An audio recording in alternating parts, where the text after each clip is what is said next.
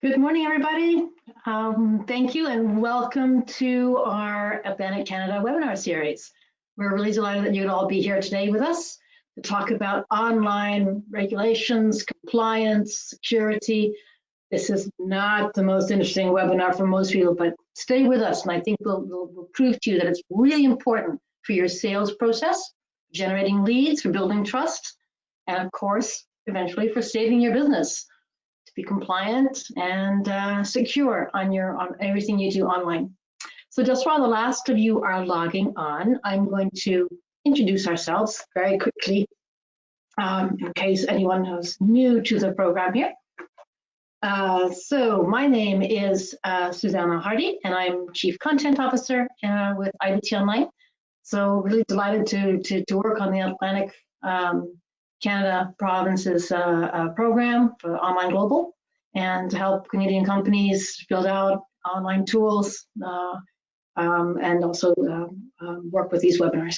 I'm delighted to be joined by my colleague Samantha, Senior Online Business Development Manager at IBT Online. Samantha has a huge length of experience and depth of experience helping companies with strategies, with online tools, with developing the right approach and the right tools to meet their expectations and needs. And we're always totally delighted to have Erin with us. Erin Smith is the program manager for the CBDC, the Nova Scotia Association of CBDCs, and she is the program manager for the Atlantic Canada Online Global Programs. So she'll be talking to you a little bit later about how to apply, go, what it means, and is a great contact person for anyone of you who are looking to find out more about those online global programs and how that can help your company. So a very quick word on who we are as a company. Samantha and I belong to a company called IBT Online. IBT stands for International Business and Technologies. We're a private company, and we've been helping companies since 2002. We're 100% focused on online tools. That's basically websites and online marketing to help companies go global. And so that fits right in with the Atlantic Canada Online Global Programs that we're really, really proud to be able to deliver to focus on Canadian Atlantic Canada companies. So with that, I'm going to sort of turn over first the agenda and talk through the agenda briefly. We're going to have a little brief introduction for myself and Erin, a little bit about what the program is for all of you, how you can access it, what it means for the 4 provinces. And then we're going to dive right in and talk about compliance, what it means for the buyer's journey, why it's important, then into cyber threats, what are the main ones, who are the main culprits, and some of the big solutions. And then compliance, I'm going to drill that out a bit more, talking about the different types of compliance that one needs for the online world today. And then circle back into the Atlantic Canada Online Global Programs, how to apply, and finally next steps and Q&A. Please do drop your questions into the chat box. We've got time at the end for questions, and now's your chance to ask anything you want about online compliance, security, cyber threats, and if we don't know right away, we will get back to you by email. So with that, let's turn a little bit into sort of let's talk a little bit about the Atlantic Canada, what we've called the helping hand, and what that means for Atlantic Canada companies. So we've put a dedicated page on our website, which tries to regroup all the resources available, and that's at IBT Online, so ibt.onl, that's our website URL. And if you go into partners and Canadian partners, you'll see that there's Atlantic Provinces page that has all the resources and a sort of a summary page of the things that are going on for you. But, it's important to note that, these are your 4 provinces that have come together and have said, what can we do to help our companies in the pandemic and as we come out of the pandemic? How can we really boost their lead generation, their sales, their exports? How can we, make them punch above their weight in international markets as well? So, it's all 4 of them come together for this to offer these online global programs And I think that's a very strong message for that. But I said there's the page on our website as well for all the dedicated resources that you can find there, and does include this series of webinars. There's a series of 9 webinars dedicated to Atlantic Canada companies. They range from websites, marketing to e-commerce, and they're going to be regionally focused as well. We're going to talk about Europe, Latin America, and so on. So do check out the page, and you can register for any of the webinars that interest you going forward, and share that with colleagues or whatever. Or if you want to hear something else or are looking for other resources, let us know. We'll see if we can help. If you say, yeah, the country I'm interested in isn't there, let us know. We'll try and help you on that too. With that, I'm going to pass over to Erin to talk a little bit about the CBDC and her role on that.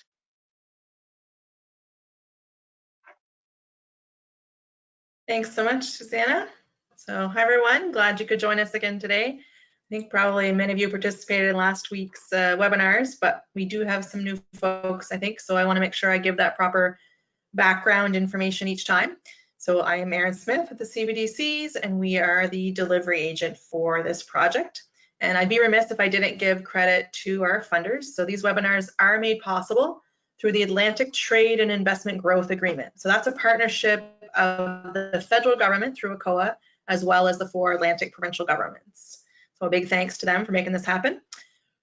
We hope to provide an overview of some of the different components that come into play when you're thinking about selling online, and cybersecurity and compliance is a big part of that. So that's why we're going over that today. It's really important now more than ever for companies to use e-commerce, and hopefully you'll learn something that will help you on that journey.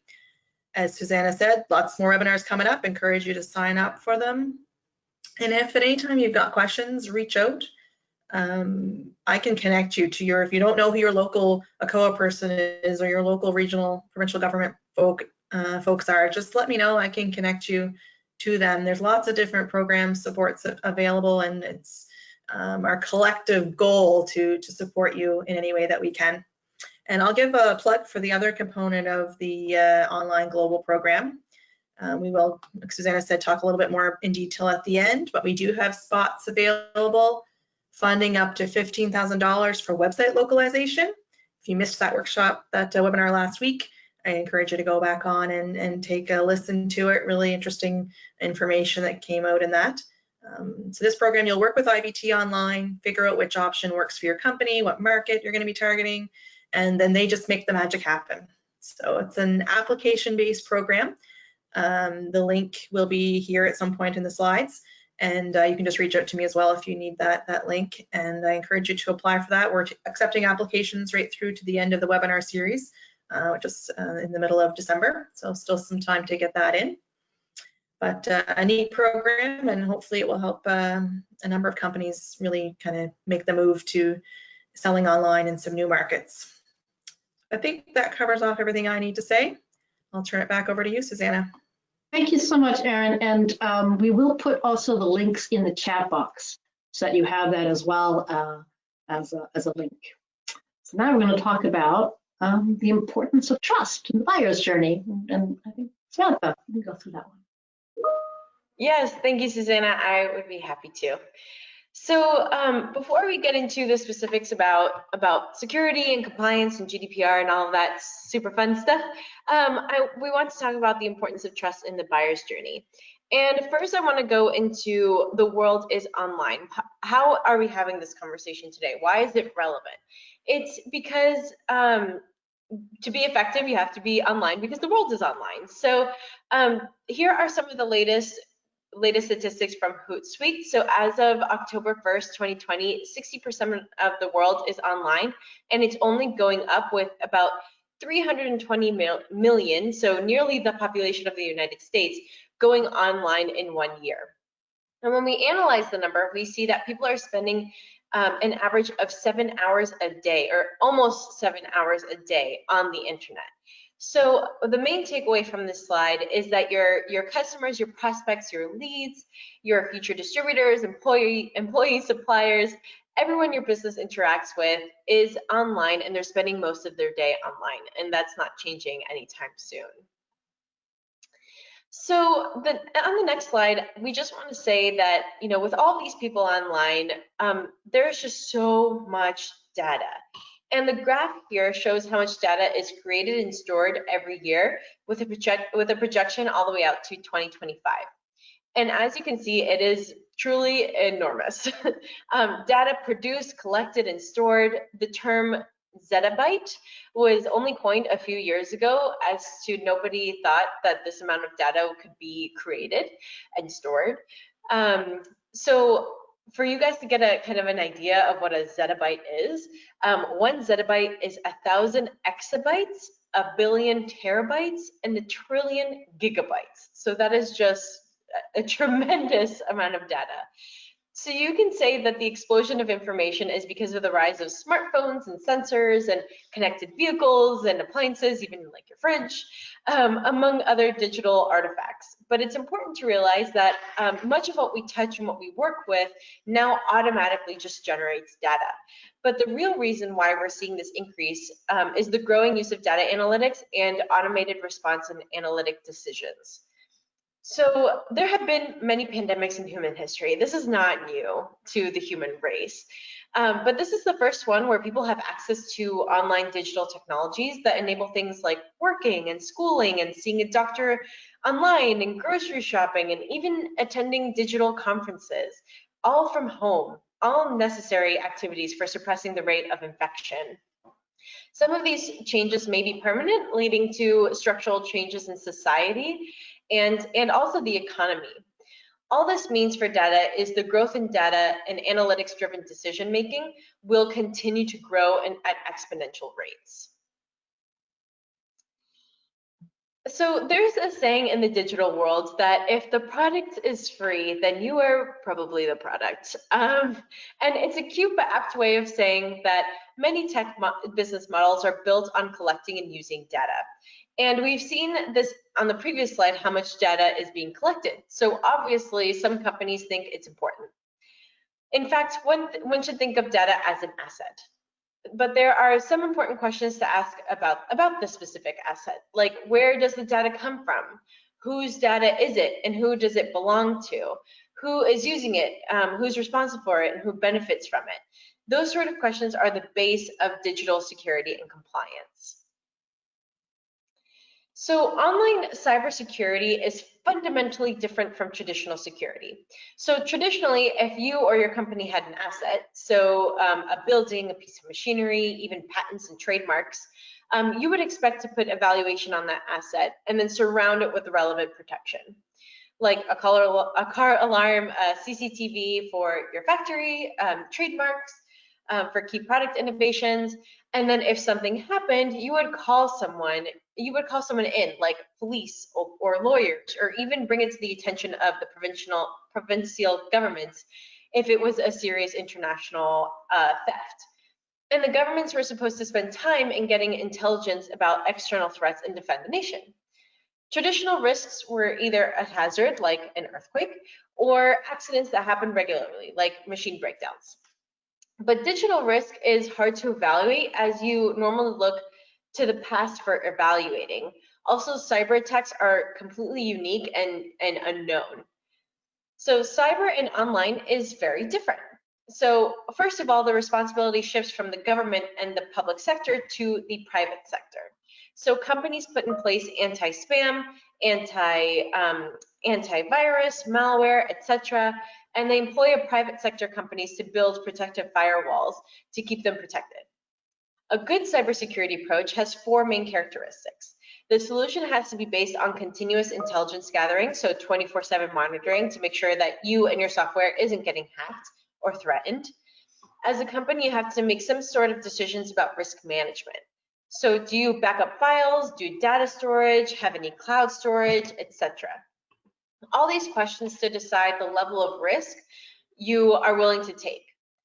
Of course, any solution has to be robust and regularly changed and upgraded and updated. In other words, operationally active. And a good cybersecurity strategy is fundamentally a long-term business. No business can stand to be digitally insecure these days. And so imagine what happens to your company if your payments or your invoice systems are no longer work, or your intellectual property gets stolen. It would be tragic. And cybersecurity and data protection is absolutely vital to your business. So online compliance is as well. Compliance is part of the rest is the part the rest of the world sees after all. And not being compliant is increasingly obvious, like this little warning sign that says not secure that Google now applies to Europe websites in Europe to websites that are not encrypted. And we actually see that in the US as well now increasingly. We'll talk more about that later, but you can imagine that it's not a great thing for your brand to be associated with a warning that's saying like not secure, warning. So remember, cybersecurity and online compliance is also about building that trust that you need to complete the buyer's journey. It's essential to getting good lead generation and also completing sales. So now let's take a look at some of the main culprits and some of the solutions. Thanks, Samantha. I think I'm going to walk through some of those, some of the major threats that we see online, and where and some of the big solutions that we would recommend. I guess I wanted to divide the threats into two categories. The first ones are external, and typically that's a malicious threat. It's with intention, and the aim is to extract something. It's extraction, data extraction, something that they want from you. The other is sort of internal, and that's typically something like a data breach, privacy breach, and it's very often inadvertent. It's done by mistake. Someone opens the wrong email, downloads the wrong silly file, and then you've got a malware problem a virus inside your computer. So two different types of threats. They both require different solutions and different strategies for them. So that's the protection of it particularly is important. Protection, it really is a very changing environment on the online world, since particularly the external extraction ones tend to be very innovative and quick to change and try new things continuously. But it's also because as we said earlier, there's so much data, and we're increasingly sharing data. So these days it's not so much about protection as monitoring data flow. And where is data flow going, and who is it interacting with, and is everything encrypted from A to Z in those flows? And that's going to be one of the key takeaways, by the way. Spoiler alert. So in that sense, some of the basics of the protection is becoming harder, and you need some new tools. So there are three different types, I guess, of the more of the type of cyber threat that one sees. Cyber crime is the one that I guess most companies are most aware of, as well as some cyber espionage, especially if you're in the high-tech business. But there's also cyber activism, which is a separate type, more sort of cyber activism can also be from people who just want to be more important. Their motivations are not always obvious. The ones that you're most going to be concerned with are cyber crime, and eventually also cyber espionage, especially if you're a tech company. I wanted to share this table here on the left of the slide. The NCSI, the National Cybersecurity Index, is an index that's compiled every year, and they do about 160 countries, and they rank them according to how secure those countries are and how reactive they are. So they're cybersecurity ratings, if you like. And I just thought it's worth bringing out to the fact that Greece is #1 in the world, followed by Czech Republic, Estonia, Lithuania, and so on and so on. The US comes number 15, and Canada is ranked number 41 out of 160. which means it's got a little bit of work to do on cybersecurity.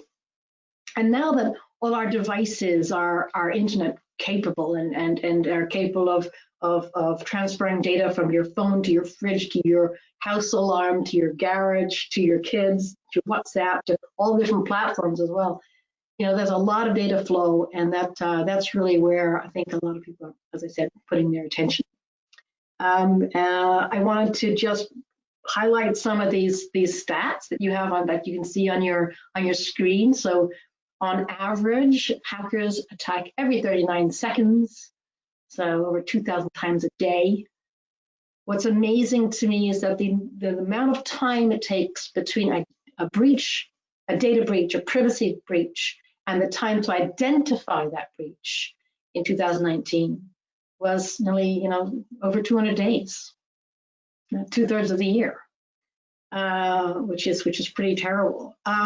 Over half of the companies surveyed on that National Cybersecurity Index, because they did surveys of companies as well, had over 1,000 sensitive files open to everybody, so no encryption at all on these files. And then I guess on a more positive note, there'll be 3.5 million unfilled cybersecurity jobs coming your way. If anyone's, kids are looking for jobs, that's the place to go. A few more just stats on all this, particularly for small and mid-cap companies. They tend to be more vulnerable than large companies, believe it or not, because they seem to be an easier prey. They are less prepared typically. They are seen as less able to be aware of it and to notice it, and so on. And the effects of it can be really devastating. I think people underestimate the effect of a cyber attack on a company when suddenly it not only loses its invoicing power, its billing power, its historic and so on, but also loses the trust of its suppliers, of its clients, everything. So all that dire stuff. This is not an optimistic conversation here, but just be wary, be aware, be careful on the cyber attack side.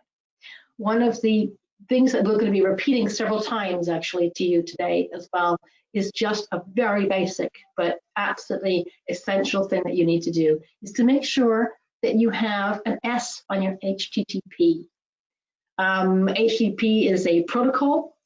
HTTP stands for Hypertext Transfer Protocol, and basically it allows text to be or data to be transferred from one thing to another. If you add the S, which is short for an SSL certificate, you get the Hypertext Transfer Protocol Secure, which means that it's encrypted from end to end. So it's a closed circuit in that sense, not an open circuit. That means that when you're transferring data, you do have closed circuit. It's a little bit harder, not impossible, but a little bit harder, a lot harder to get to hack into that. Trolls and cyber criminals are trolling through the internet 24/7, all the time, on huge servers, looking for open files, open websites, open data that's being transferred from one place to another. And this can be in a flash, it can be in a millisecond, but if it's open for that long, a virus can get in. If it's S secure, it cannot. It can still be hacked in a very aggressive way, but it takes a lot more effort. So that's one of the big takeaways from this, by the way, is make sure that you at least have an S on that. I'm gonna sort of end just this part of it, just to say there's a couple of big tips for securing international websites and indeed for your domestic websites. First of all, use the S on the HTTP so that it's all encrypted. Number two is make sure that you are fully digitally compliant. Digitally compliant, it means that you will have a lot of those things. If you're going to be digitally compliant, you must then know where your data is flowing and who it's flowing to and whether it's open or closed. Update your software really regularly. Do that for obviously you do it for your phone, your tablets, your computer. Do it for your entire systems regularly. Make sure that you're on the latest versions, or at least the version -1. Use strong passwords, always. Change them regularly. Everyone tells you to do that. Nobody does it, but it's really recommended. Strong passwords. have a backup and a recovery procedure. And indeed, have a procedure which says, this is what happens in the event of a privacy breach. This is what happens in the event of a cybersecurity threat. We'll go through those in a minute. And then choose the right partners. Make sure that you are choosing people who are good, that you are trusted sources, that when you're opening a file, that you know who that is. And again, these are things that you see a lot on warnings, but have to be taken seriously. And with that, I'm going to try and launch a poll to ask you all how your websites are and how you're feeling about digitally compliant. I know whether you think that your websites are very secure at the moment. Are you still thinking about it? For when I've done this in the past with other groups of companies, many of them replied simply, "I have no clue. I have no idea. I can be the CEO of a company. I can be managing director of a company. I have no idea if our websites are secure or not." And that, I think, is telling of its own. Let me give you a little bit of responses to that. Some of you don't know. Many of you are very happy with your website compliance for Canada and for GDPR, and some of you are still working on it. I'd say the majority say still working on it for now, which is great. Glad to hear that, and happy if we can help on some of that. With that, I'm going to close this poll and talk a little bit more about the compliance part. And here I'm trying to do all of security, all of compliance and regulation in one webinar. And I thought, well, basically, if you just stick to the gold standard, you're fine. So that's why I've called this part, just stick to GDPR. That's going to be what actually happens and the best of it all. GDPR comes from quite a few, there are lots of different digital compliance regulations in different countries. Canada has a very active one called anti-spam legislation. Canada's anti-spam legislation. California introduced one which became legislation in 2020, the Consumer Privacy Act. There's a lot of countries now looking at digital compliance. Japan, Brazil, Colombia, Australia. The list is actually pretty long about companies who are looking to put that in. And this is a space to be watched in the next 12 months. There will be quite a few countries, I think, coming on to greater digital compliance for this. We have a lot on our website about security. If you want to dig down into any one of these, let us know and we can show you where to go on our website or share some assets with you on white papers and things. A quick view on the California Consumer Privacy Act. It was suggested first and passed in 2018, became law in January 2020. And it really is, if you like, a mini version of GDPR, of the European GDPR, which we'll talk about in a moment. The key that California wanted to say was it gives you ownership of the data. It gives you, the data owner, control of your data, and it gives you security. And those are the three tenets that you're going to find again and again. And this is the same for compliance, for regulation, and for security. It's all about you. The data is yours. The data, so you own it, you control it, and it has to be secure. So in terms of the CCPA, the California Essentials, it applies to businesses that serve anyone in California. If the consumer has the right to know what data is being harvested, the consumer has the right to delete any data, to opt out, and to sue if you're as a company you're serving Californians but not doing that.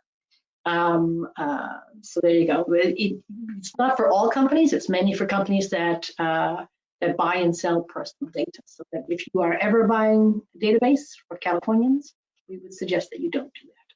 Just one little sort of kind of funny little thing is that on the California Legislative Information page, it's not a secure website.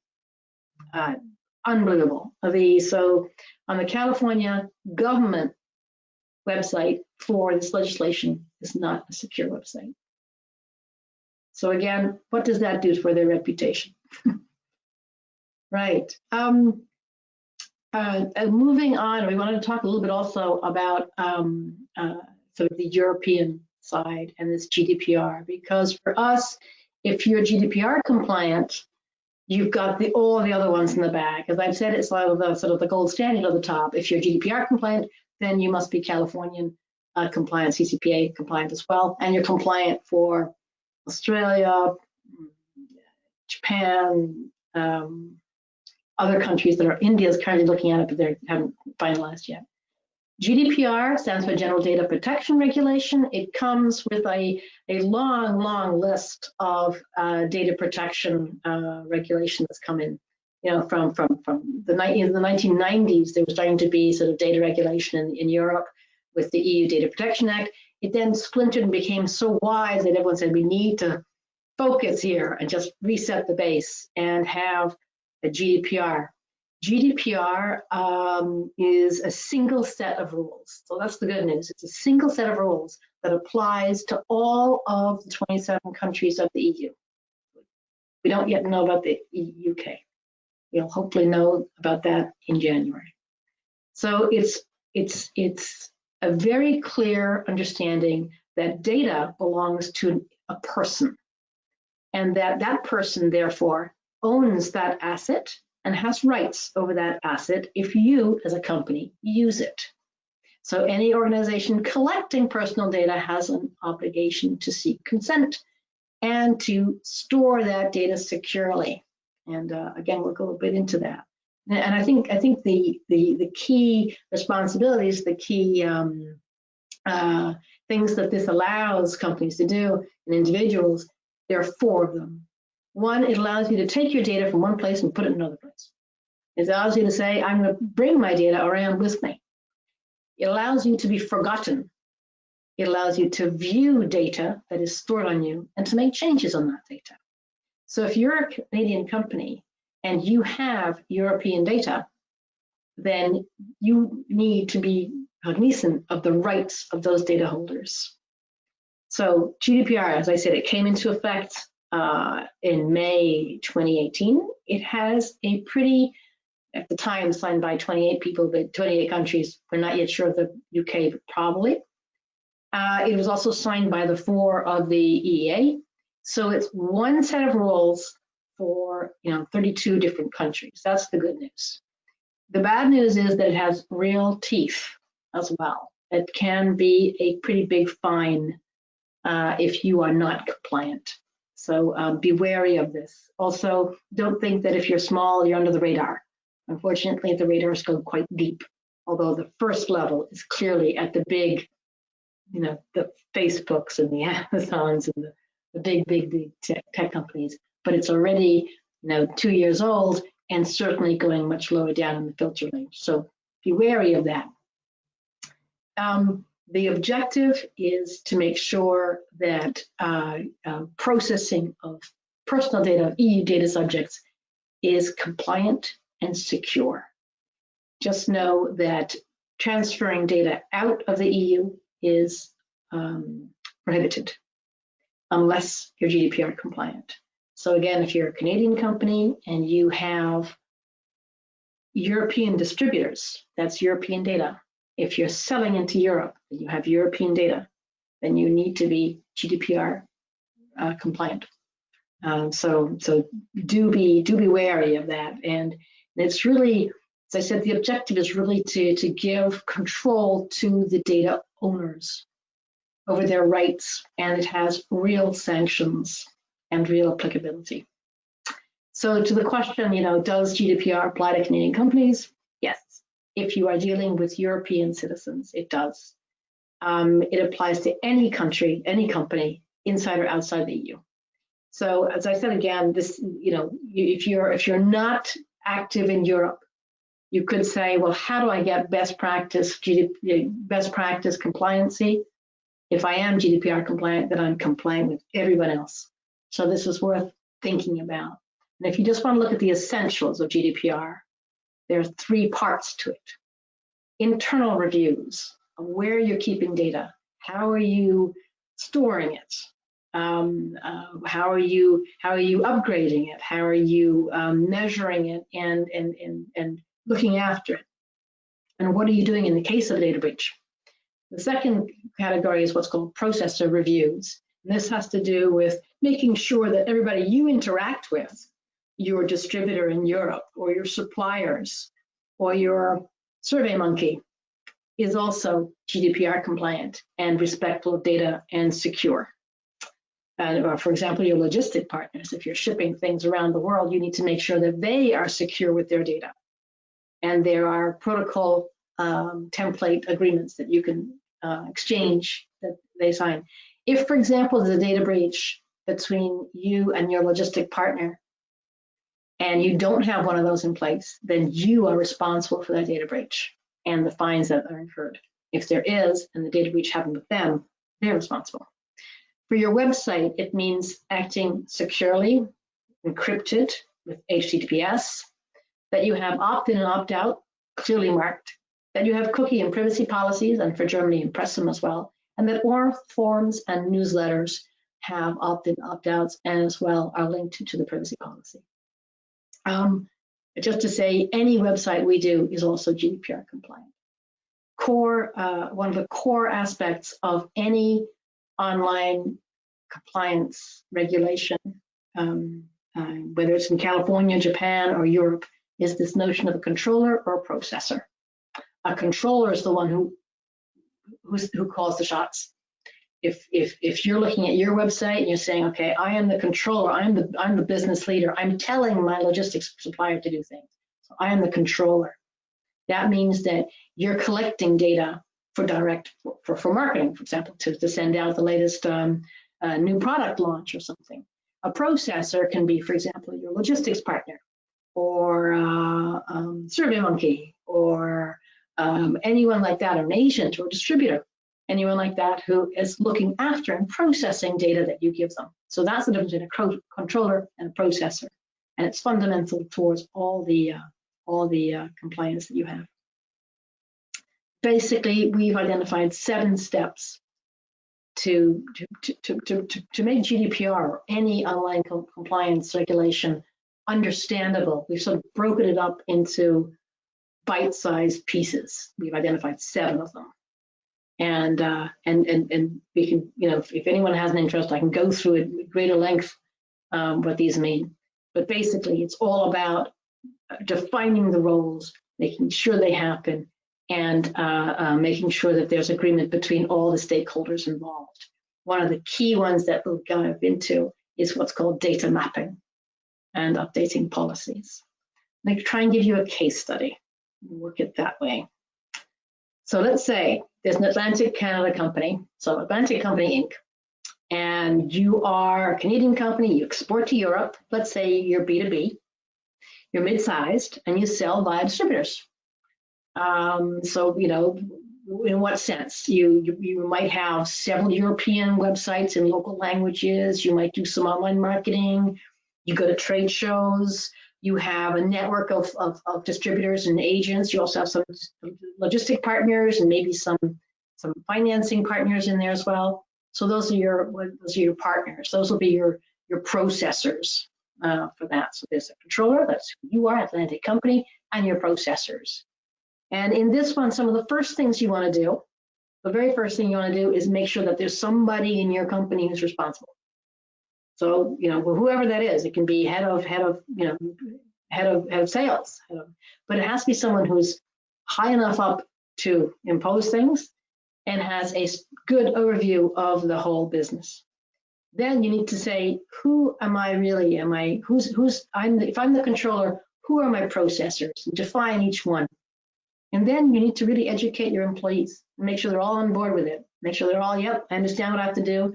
I understand that I can't just leave my data hanging around. I can understand that I need to not open that file if I don't know who it's from, that I can't just leave my portable computer lying around, that I need to log off in the evenings, all that kind of just general housekeeping. That's so important.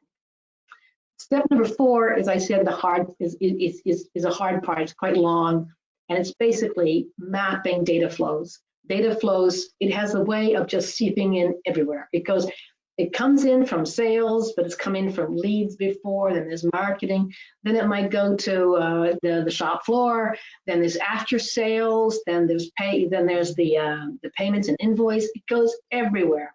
After that, it's sent off to a logistics partner to actually deliver the product. And then there's another person who does after sales in market. Then you're hosting it up on the cloud or onto servers. So data goes everywhere, and it can be in lots of different formats. That's really difficult. I guess the two things to focus on is you don't buy in databases. It's just a nightmare, and that is something that is just not compliant anymore. Make sure they're organic.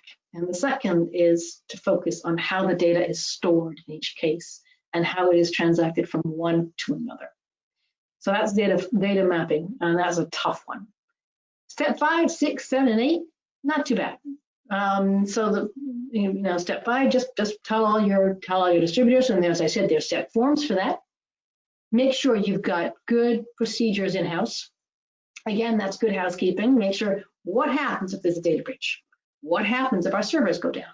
Who do we call? What do we do? Put it on one piece of paper, one simple sheet. Just says those are the people to call. That's what you do. And then from there, those people take on.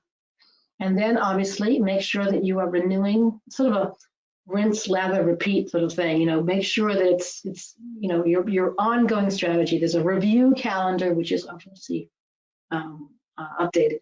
And then step number 8, shout about it. You be proud. Put it on your website. We are GDPR compliant. We trust your, we take your data seriously. All that stuff. It's important. It's important to make sure that that your clients know that you care about their data and are respectful of their data. That's one of the key elements in this. And Samantha is going to tell us a little bit about social media and how that works. Excellent. Thank you, Susanna. Okay, so here, if we think back to the previous section, we discussed how data is collected. We looked at examples of contact forms on websites, etc. But there's another part of the page that's really important, the cookie policy and privacy policies. Having a general policy in place might not be enough, so you'll need to make sure that you are clear and transparent. A clear and transparent section in your privacy policy that relates to data collected via your contact forms scattered across your website. And these could be a fill-in contact form, but also smaller pop-up forms on different pages across the site.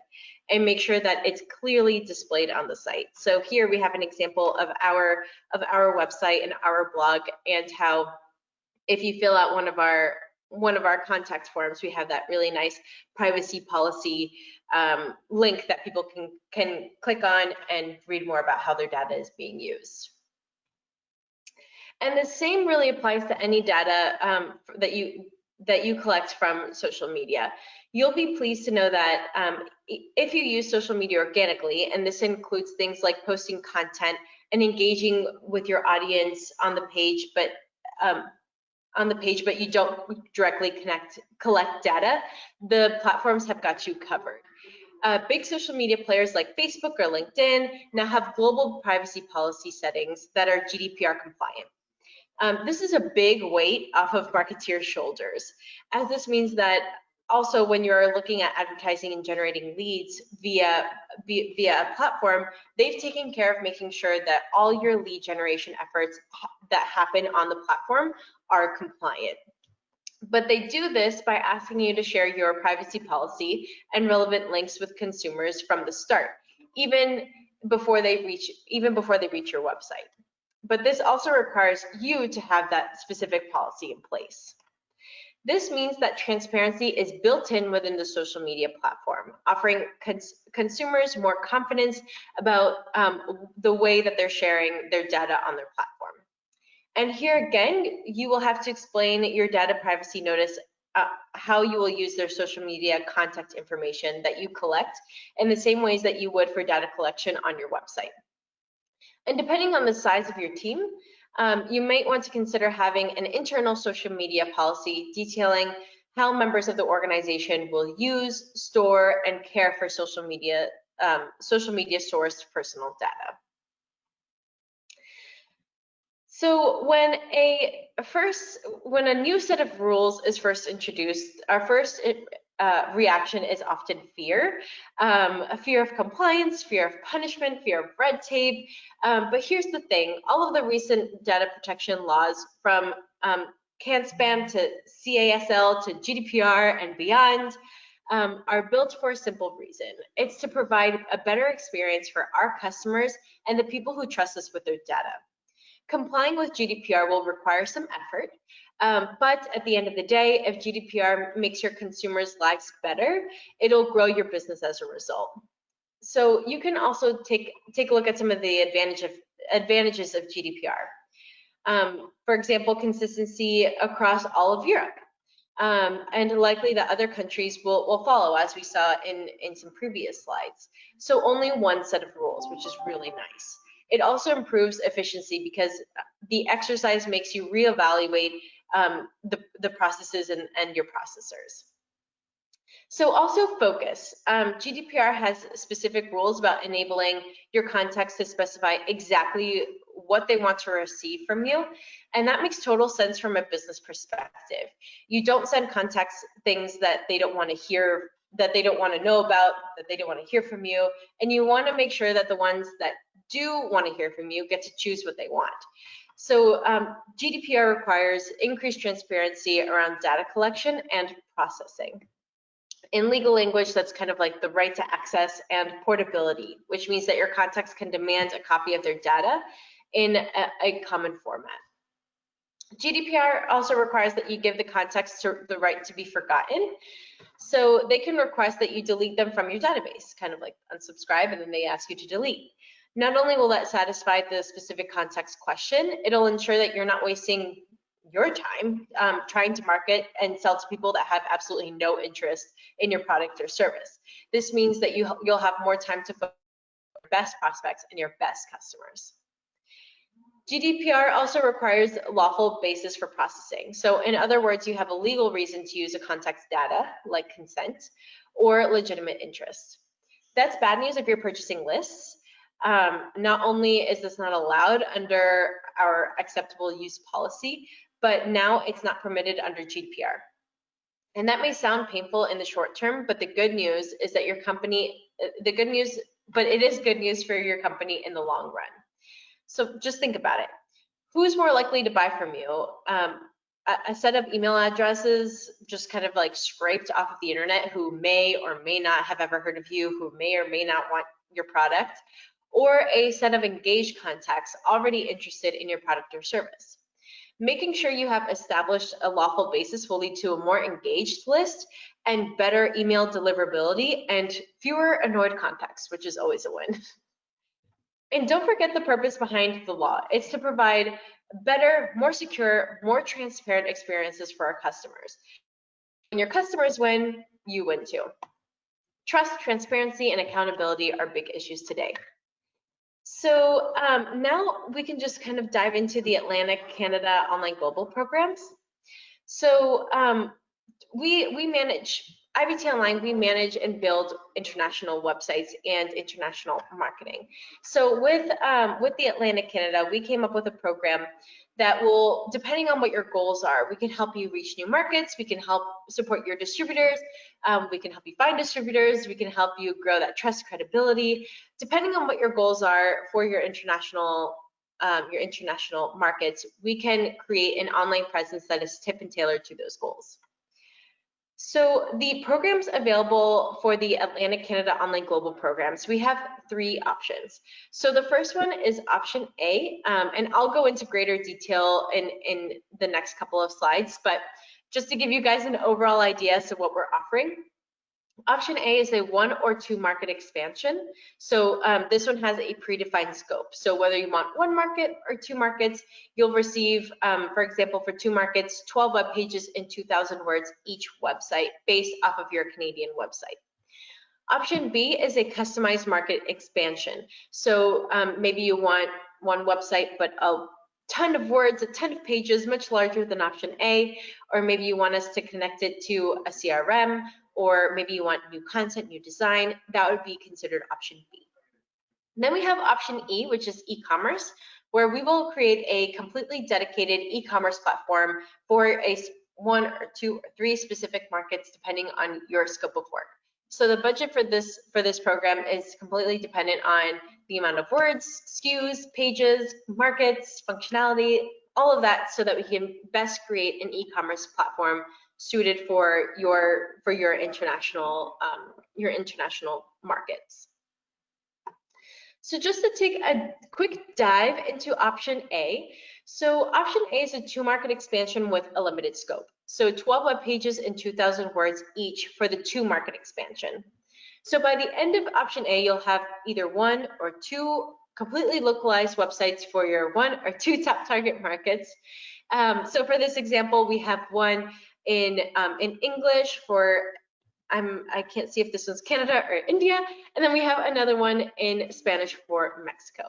So these websites will be based off of your Canadian site, but we will go through a whole localization process, including proper domain names, local hosting, SEO keyword research, industry-specific translators, of course, regulatory compliance and security, as we talked about in this webinar, and just so much more. If you want to learn more about what website localization is, e-commerce, please look back at those webinars, because we have hours dedicated to that. So by having these websites, they will help you be found, be understood, and be easier to do business with in your top target markets. And the budget for this, whether you do 1 market but a large scope, or 2 markets and smaller scope, is 16,000 Canadian dollars. So now taking a look at option option B. Option B is a customized market expansion. So as I mentioned in one of the previous slides, that this is just completely dependent on what you want for your international sites. So say you want 1 website, but really large scope of work, or maybe you want us to create new content or new design, this will be covered under option B. The budget is completely dependent on the scope of work that you guys decide. So whether you want a redesign or new content, we will take that into account and create a budget for you. But there are grants. The grants can be applied just as well to option B as they were for option A. Samantha, can I launch a quick poll, please? Yes, please. Okay. We just wanted to know if anyone would like to learn more about the online global programs and website localization. So, those could be option A or option B. So, whether you want 2 websites, if you're looking at 2 but predefined scope, or if you're looking for 1 major one with perhaps a difference of, as Samantha explained, either website design or new content or CRM integrations. I'll leave that open just a minute longer, but I think most of you have already voted. Thank you very much indeed. And thank you. We appreciate that. We'll get back to you on that. I think I'm going to turn back to Samantha now. Just finally, the last option on that is the e-commerce one. And get my mouse to work. And there we go. Let's do it. So option E is we will create a completely localized best practice e-commerce platform for your top market. So in this example, we created a fully functioning e-commerce platform for the Brazilian market for a company called VaporPins. And you can see here the budget for a 1 market e-commerce platform, but dependent on that specific scope. So for 20 pages and 100 SKUs, it would be 16,000 Canadian dollars. And we have also a medium, a large, and actually an extra large program. So depending on how many pages, SKUs, words you have on your website, we can determine the right package for you. But these platforms, this e-commerce platform will be fully functional. The person visiting the site will think it was created by a Brazilian company. We just want them to have that much of a local user experience when visiting those sites. Samantha, thanks. I'm going to turn now back to Erin. Erin, if you want to give any more details about the program, about things. Erin? Thanks, Susanna. Yep. So just kind of reiterate that we do have the funding available, up to $15,000 that you can apply for. We've got 20 spots for Atlantic Canadian companies to apply for. and to get those applications in over the next month or so that we can take a look through those and make our decisions on who will be able to access that funding. So, and reach out if you've got any questions about the application. The links are there on the screen to find that both English and in French. Thank you very much, Erin. We'll put also those links in the chat box for you on that.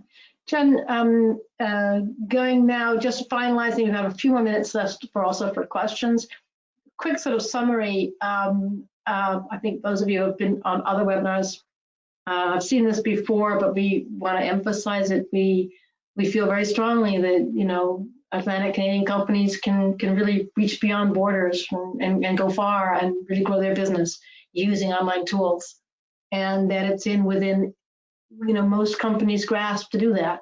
Online tools used to be reserved for only very large companies. It's no longer the case, and particularly with the support of your provinces.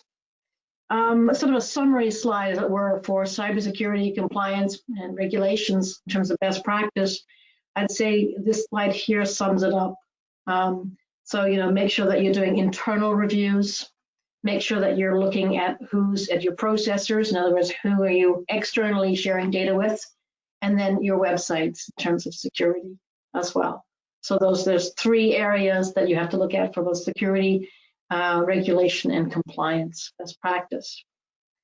Do remember that there's this webinar series is for you. I think one of the next ones we have is global e-commerce, online in Latin America, online in Europe, online in also other areas. We hope to see you on those ones as well.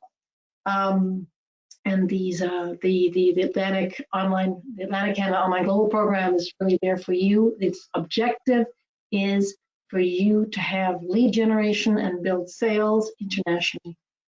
And whether that's through, you know, distributors, reaching new markets, or whatever it is, but the end objective is clearly, you know, your top line, making sure that your business is growing well. So, you know, in terms of next steps, we said, you know, check out webinars and see which ones are interesting for you. Sign up. Get your teams together, sit them around the table and say, is this something we should be doing? And if so, apply.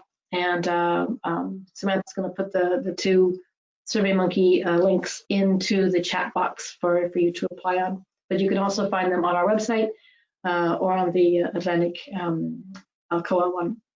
Finally, then, I guess some next questions, you know, and any questions from you. I see there's a couple. I'm just going to start right away. First of all, I also want to thank Erin and Samantha for a great presentation. And I wanted to thank all of you for attending. This is a tough webinar to do. It's not, I'm doing all of compliance, regulation, and cybersecurity in under 50 minutes and 55 minutes. And it's a dry subject. So thank you for sticking with us. There's a first question, perhaps Samantha. What about hosting? Are there threats to hosting? And Samantha, let me know if you're comfortable with that one. Otherwise, let me know. Yeah, so I can say that our hosting services are secure. We use Nexus as a hosting provider, and I also believe AWS, and our hosting is all secure. Even we like to host it within the countries that we're entering for SEO purposes and for user experience purposes, but that does not compromise the security of your websites. Yeah. And I can just confirm that Samantha has put those links into the chat box for the application links. So if you want to get those, just take them off the chat box, you can. Another little question here is about, are there particular countries or particular geographic regions that are less secure than others? No, not really. I mean, there are countries that are known to have a strong presence of hackers who attack outside their countries. Ukraine, Russia, Latvia, Iran, Iraq, all have North Korea. It's a whole huge industry. But I wouldn't say that actually stops you from making your website secure in those countries. It's more that those countries tend to have a disproportionate amount of people who are hacking websites, so to come from there.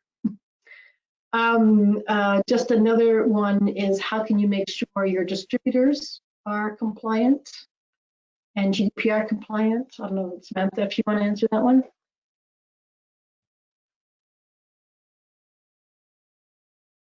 Sorry.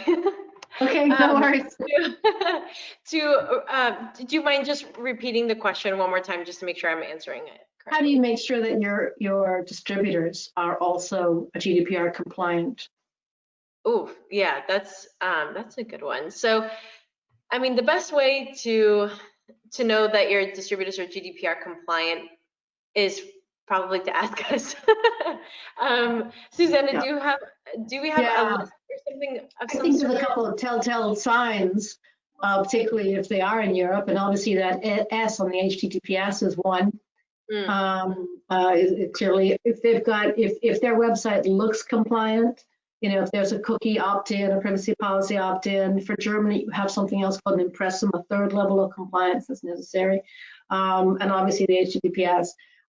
But with any distributor, you can sign a protocol agreement between you and them, in which that's actually what you should be doing. As part of your distributor agreement, you should add that as a protocol, which says,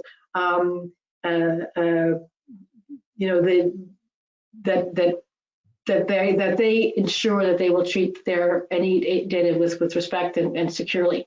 That also really helps if you ever do get into a legal issue with them for data breaching and for any kind of illegal thing that's gone on, whether that's inadvertent or with criminal intent.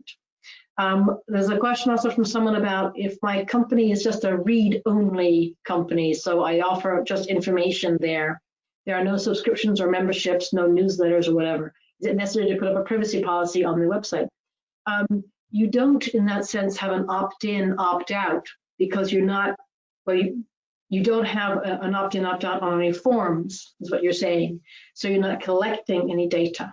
However, your website does have cookies on it, and therefore you should have a cookie policy and a privacy policy on it.